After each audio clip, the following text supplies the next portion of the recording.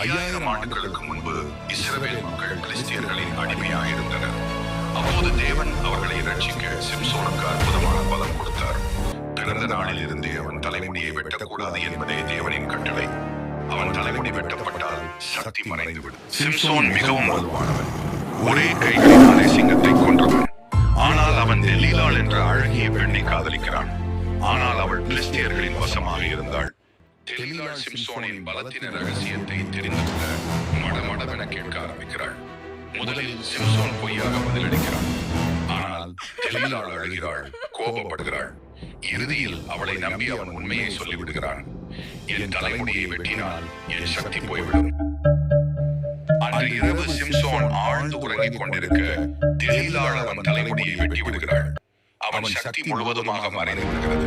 பெலிஸ்திய வீரர்கள் அவனை பிடித்து அவன் கண்களை குத்திவிட்டு சிறையில் அடைக்கிறார். சில மாதங்கள் கடந்தவுடன் சிம்சோனின் தலைமுடி மீண்டும் வளர ஆரம்பித்தது. அதை பெலிஸ்தியர்கள் கவனிக்கவில்லை. பெலிஸ்தியர்கள் அவனை தங்கள் கோயிலுக்கு அழைத்து சென்று அவனை கேலி செய்ய இழிவுபடுத்த தொடங்கினார்கள். அப்பொழுது சிம்சோன் தேவனை நோக்கி இறுதி முறையாக கேட்டான். தயவு செய்து எனக்கு ஒரு முறையாவது மீண்டும் சக்தியை கொடு என்றான். சிம்சோன் கேட்ட சக்தியை தேவன் கொடுத்தார். கோயிலில் பெரிய தூண்களில் சங்கடிகளால் கட்டப்பட்டிருந்த சிம்சோன் முழு வீரத்துடன் தூண்களை இழுத்தான். என் வீர் பெலிஸ்தியரோடு கூட மடிய கடவுது என்று சொன்னான். கோயில் முழுவதும் இடிந்து விழுந்து ஆயிரக்கணக்கான பெலிஸ்தியர்கள் இறந்தனர். சிம்சோனும் இறந்தான். அவன் உயிரோடு இருக்கையில் கொல்லப்பட்டவர்களை பார்க்கிலும் அவன் சாகும்போது கொல்லப்பட்டவர்கள் அதிகமாக இருந்தார்கள்.